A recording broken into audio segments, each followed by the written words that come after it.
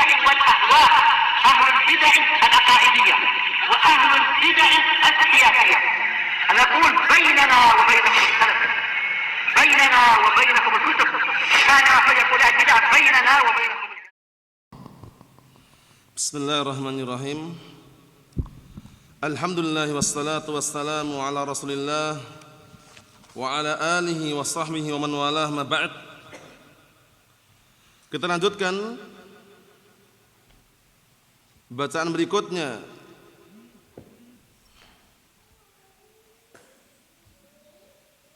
terhadap kitab Awaiqut Talab karya Asy-Syaikh Abdus Salam Ibn Barjas rahmatullah alaih, yang mana sekarang kita berada pada halaman yang ke-7.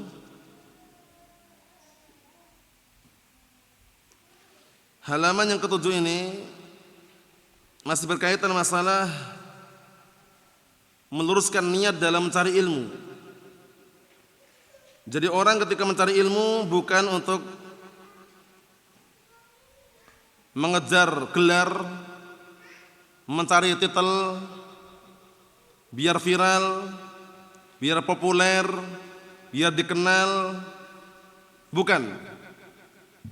Tapi pastikan ketika orang mencari ilmu itu tulus karena mengharapkan pahala dan wajah Allah Subhanahu wa ta'ala.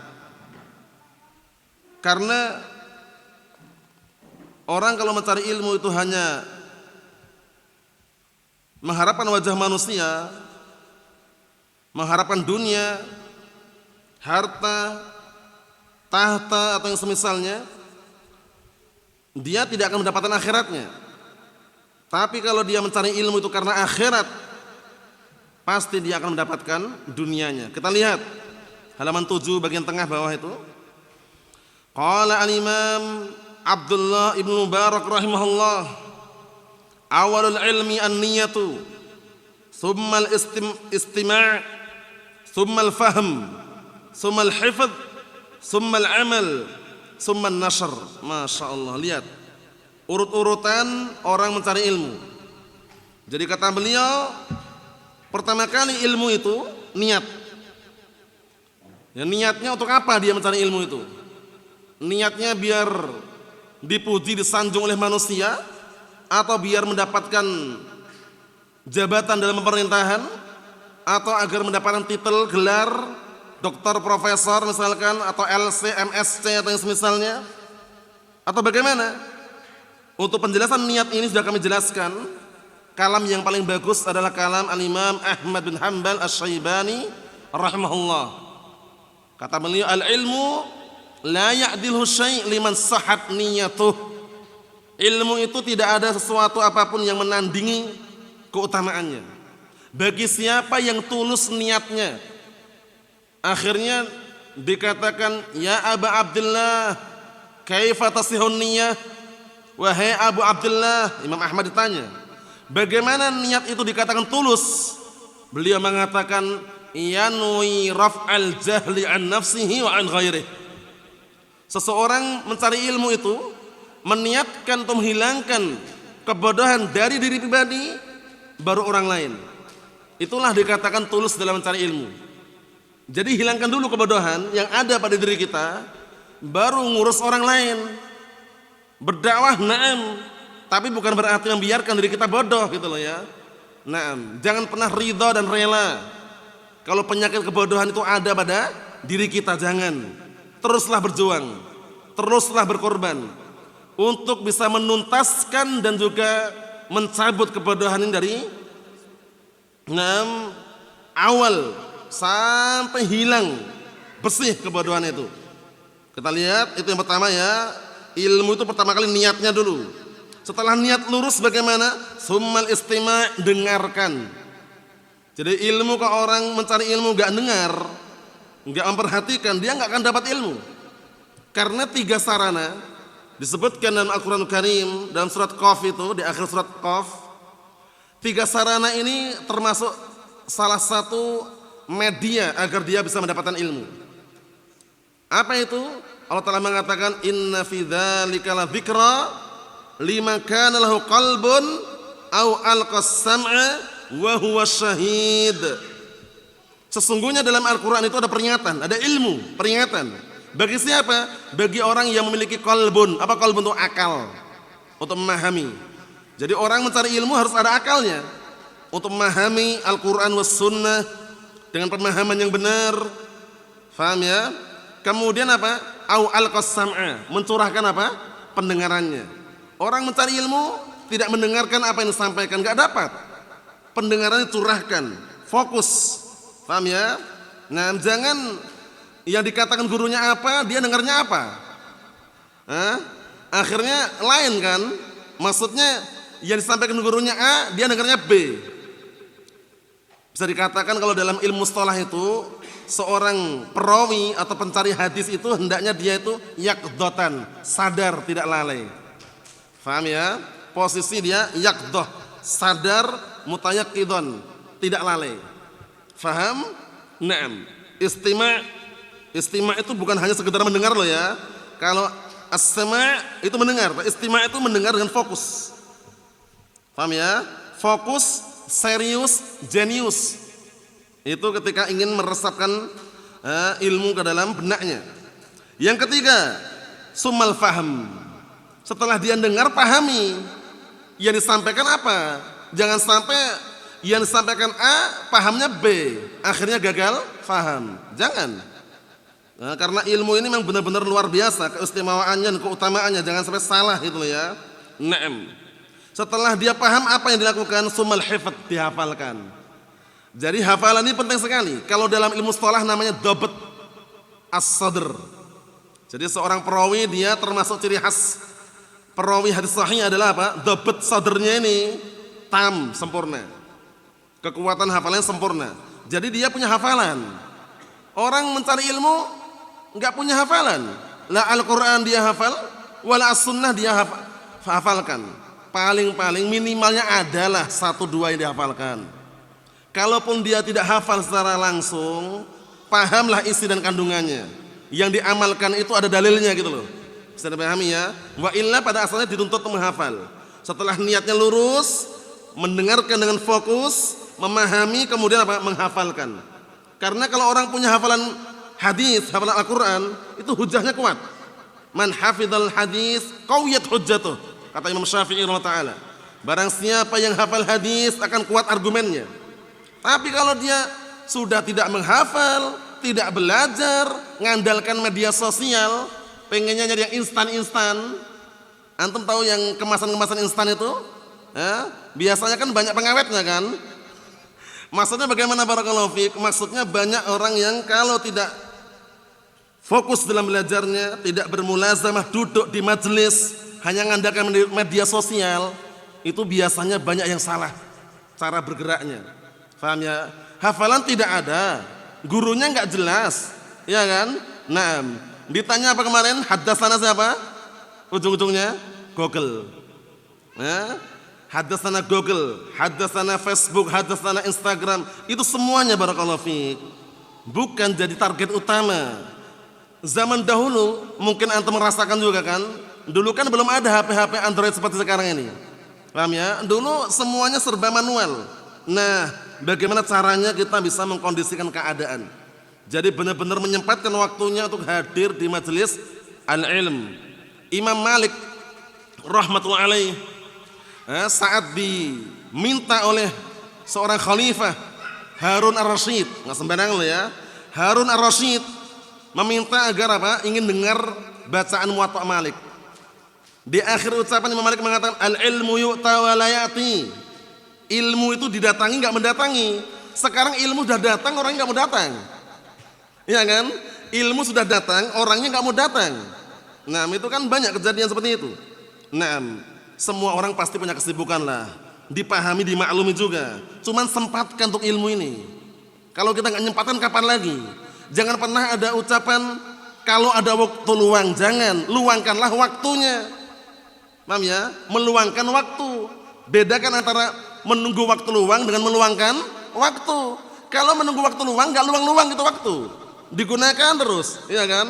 Tapi kalau meluangkan waktu, dia kondisikan. Oh, hari ini untuk ini, jadwalnya untuk ini, dikondisikan semuanya. Paham ya? Nah, fungsinya apa sih kalau zaman sekarang ini ilmu ini fungsinya? Untuk meminimalisir cintanya kita terhadap dunia. Paham ya? Kalau tanpa ilmu bagaimana cara meminimalisirnya? Bagaimana caranya? Paham ya? Jadi ilmu ini penting sekali. Setelah dia niatnya lurus, dengarkan fokus, dipahami, dihafalkan, kemudian apa? Sumal amal. Kemudian diamalkan, lihat. Semuanya bertahap, diamalkan. Dan amal ini namanya apa? Buah. Hasil dari ilmu. Hatafal ilm bil amal in ajabah wa illa irtahal. Ilmu itu manggil-manggil terus untuk diamalkan. Jika diamalkan ilmu akan kokoh. Jika tidak akan pergi, rehlah ilmu itu pergi langsung. Faham? Kemudian sampai-sampai dinukilkan kalam sebagian a'immah, al-ilm bila amal kasyajarah bila samarah. Ilmu tanpa amalan itu bagaikan pohon yang tidak ada apa? Yang tidak ada buahnya. Mafhum? Naam. Kas-sahab bila matar, seperti mendung tapi enggak ada hujannya. Paham ya? Ibarat-ibarat seperti itu untuk memotivasi. Nah, kemudian setelah diamalkan apa? Summan nashr, kemudian mendakwahkan, menyebarkan. Paham ya? Jadi ilmu yang antum miliki, yang antum dapatkan, yang kita miliki, yang kita dapatkan, setelah kita bisa mengamalkannya, sebarkan, dakwahkan. Tidak harus jauh-jauh orang berdakwah itu. Yang paling dekat dulu, ya ayyuhalladzina amanu qu anfusakum wa ahlikum nara. Wahai orang-orang yang beriman, jagalah diri kalian dan keluarga kalian dari pedihnya siksaan api neraka. Lihat itu. Jadi jangan jauh-jauh, keluarga kita pun perlu nasihat juga, ya kan? Nah, istri kita, anak kita, kita sendiri pun perlu nasihat. Makanya tidak ada salahnya kalau kadang-kala mendengarkan nasihat dari yang lainnya. Paham ya? Karena tidak ada yang maksum, tidak ada yang selamat dari kesalahan. Jangan pernah mencari apa kemarin? Kesempurnaan, tapi berusahalah untuk menyempurnakan sesuatu yang masih kurang. Kesempurnaan enggak akan dapat kita cari, tapi berusaha untuk menyempurnakan yang masih kurang. Lihat ini, niat yang lurus, fokus dalam mendengarkan, memahami, menghafalkan, kemudian mengamalkan, kemudian menyebarkan. Ini mirip dengan yang dikatakan oleh Asy-Syaikh Al-Mujaddid Muhammad ibn Abdul Wahhab. Ilmu, amal, dakwah, sabar. Ya kan? 4 poin ini, ilmu, amal, dakwah, sabar. Insya Allah jalan kalau ada 4 ini. Kalau cuma bermodalkan ilmu, amal, dakwah, kok nggak sabar, nggak jalan. Gara-gara ekonomi mundur dia ke belakang, nggak dakwah lagi. Allah musta'an. Paham maksudnya? Gara-gara nggak dikasih amplop, nggak dakwah lagi. Libur, Allahul musta'an. Jangan. Siapkan yang namanya mental. Paham ya? Mandiri. Siap untuk bekerja. Kalaupun harus banting tulang, banting itu tulang. Kalau harus diperas keringatnya, diperas itu keringat. Tapi kalau manja jangan. Paham ya? Karena manja itu biaranya kalau putus, ya kan, ngandalkan pemberian orang lain, ngandalkan upah. Kalau upah berhenti, panik dia, pucat wajahnya. Afwan ya. Nah, barakallahu fiik. Kita lihat sini. Wa qala Ibnu Mubarak rahimahullah. Berikutnya, ma min syai'in afdal min talabil ilmi lillah wa ma min syai'in abghad ila Allah man talabal ilm li ghairillah. Lihat ini. Paham ya? Ma min syai'in afdal. Tidak ada sesuatu yang lebih afdal daripada man talabal ilma lillah, daripada orang yang dia mencari ilmu karena Allah. Lihat, mencari ilmu karena Allah, ingat-ingat lah ya, bukan karena jabatan wala harta wala wanita wala tahta. Nanti disebutkan kisah di sini di akhir nanti. Kisah orang yang awal mulanya melamar seorang wanita enggak terima gara-gara apa? Gara-gara dia keturunan orang bawah, arus bawah. Kemudian ilmu enggak punya. Akhirnya dia mencari ilmu, dapat ilmu, usahanya sukses. Berhasil dia. Akhirnya perempuan itu yang menawarkan dirinya. Karena warok, karena meninggalkan semuanya, ternyata dia berpikir, ternyata dulu aku mencari ilmu itu gara-gara untuk nikahi si fulanah ini. Akhirnya dia tinggalkan karena Allah SWT, enggak jadi lagi, enggak jadi menikahi perempuan tadi. Karena ternyata dia selama ini mengumpulkan ilmu, mencari ilmu, sukses usahanya, ternyata apa? Untuk si wanita tadi, bukan karena Allah Ta'ala. Setelah dia sadar ternyata harus karena Allah, ditinggalkan perempuan tadi, bayangkan. Nah, itu menunjukkan bahwasanya memang kalau semua itu karena untuk Allah, itu insyaallah dama wastaqor, akan berlangsung, berkesinambungan dan terus menerus. Tapi kalau karena wajah manusia, itu nanti apa? Inqata'a wat mahal, akan hanyut, hilang dan terputus. Kita lihat di sini, wa ma min syai'in abghad ilallah, dan tidak ada sesuatu yang lebih Allah Taala benci daripada man talabal ilma li ghairillah, orang yang mencari ilmu dikarenakan selain Allah. Hati-hati. Orang kalau mencari ilmu selain Allah, untuk selain Allah karena faktor yang lain, biar viral, biar terkenal, tersebut al ustaz misalkan, apa ya? Ada sebut yang lainnya, hati-hati. Hati-hati. Tercoreng niatnya, hati-hati ya. Itu nanti apa? Ternyata sesuatu yang paling Allah Taala benci itu. Karena apa? Karena niatnya bukan karena Allah itu loh. Sesuatu kalau niatnya bukan karena Allah itu mudah terputus dan berhenti. Tapi kalau sesuatu niatnya karena Allah, insya Allah jalan terus, insya Allah Ta'ala. Paham ya? Naam. Karena apa? Karena yang dia cari adalah ridho Allah Ta'ala. Yang terakhir, wahuna amrun yanbaghi at-tanbih alaih. Di sini ada perkara yang perlu diperhatikan terhadapnya. Ala wahwa, yaitu apa? Anna jama'atan minas salaf qalu, bahwasanya ada sekelompok jamaah dari kalangan para salaf, mereka mengatakan, kunna natlubul ilma lid dunya fajjarana ilal akhirah. Lihat, ternyata para salaf dahulu mengatakan, dahulu kami di awal permulaan mencari ilmu itu karena untuk dunia. Lihat, ternyata para salaf dulu seperti itu juga keadaannya. Dulu kami ketika awal permulaan mencari ilmu itu karena dunia awal mulanya.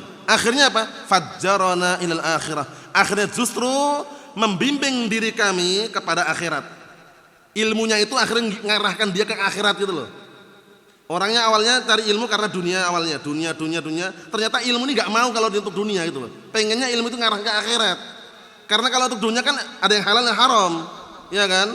Nah akhirnya diarahkan ke akhirat. Yang halal diambil, yang haram tinggalkan. Bisa dipahami maksudnya nggak ini? Jadi awal mulanya para salaf dahulu mengatakan, dahulu kami mencari ilmu itu karena dunia. Namun justru ilmu itu fajjarana ilal akhirah. Justru ilmu itu membimbing kami kepada akhirat. Paham ya? Mengarahkan untuk apa? Agar ilmu itu untuk akhirat gitu loh ya. Wa talabna hadzal amr wa laysa fihi niyyah, tsumma ja'at niyyah ba'da. Sahih. Ini sama. Kita dulu mungkin seperti itu. Dulu ya. Dulu kita pernah mencari dunia kan, mencari ilmu dunia kan. Dan kadang-kadang orang mencari ilmu syar'i pun awal mulanya biar mendapat gelar di sebagian orang ya, biar dapat gelar LC, MSc, dokter, profesor. Tapi datang niatnya setelahnya. Kita lihat ini. Wa talabna hadzal amr, dan dahulu kami mencari ilmu ini, wa laysa fihi niyyah, enggak ada niatan awal mulanya. Tsumma ja'at niyyah ba'du. Kemudian tiba-tiba setelah itu baru datang niat. Jadi pahami, karena ilmu ini yang akan meluruskan niatnya itu loh. Mungkin dulu di awal permulaan dia mencari ilmu enggak tahu ilmunya. Paham maksudnya? Di awal permulaan dia mencari ilmu enggak tahu ilmunya, kalau mencari ilmu itu harus karena Allah itu loh. Setelah tahu ilmunya, terarahkan kepada akhirat, seperti itu. Wa man talabal ilma li ghairillah ya'ba 'alaihi hatta yasirahu ilallah. Lihat ini. Dan barang siapa yang mencari ilmu untuk selain Allah, niscaya ilmu itu akan enggan untuk dia miliki sampai dia menjadikannya karena Allah. Paham ya? Hatta yasirahu ilallah, sampai dia menjadikan ilmu itu hanya karena Allah. Bisa dipahami ya? Nah, ini menunjukkan bahwasanya kalau kita mencari ilmu ya pastikan sadar diri, sadar posisi. Niatnya untuk siapa gitu loh ya. Kalau niatnya karena Allah, dia enggak akan merasa tinggi ketika dipuji dan enggak akan tumbang ketika dicaci maki. Paham ya? Ketika dihina, tetap sabar dia. Ketika ada yang muji pun santai dia. Jadi ketika ada pujian bukan langsung naik daun kemudian merasa bangga, masya Allah itu ya. Nah, ketika dihina pun enggak tumbang dia. Bersabar, berjuang, mempertahankan apa? Niat. Paham ya? Apa kata sebagian para ulama? Ma'alajtu syai'an ashadda 'alayya min niyati. Artinya apa? Tidaklah aku mengobati suatu perkara yang sangat sulit, yang paling sulit aku obati melainkan apa? Niatku, karena niatku berbolak-balik. Wallahu a'lam bishawab yang kita ambil. Yang berikutnya pada pertemuan yang akan datang insyaallah taala. Nasallahu as-salamata wal afiyah. Walhamdulillahirabbil alamin.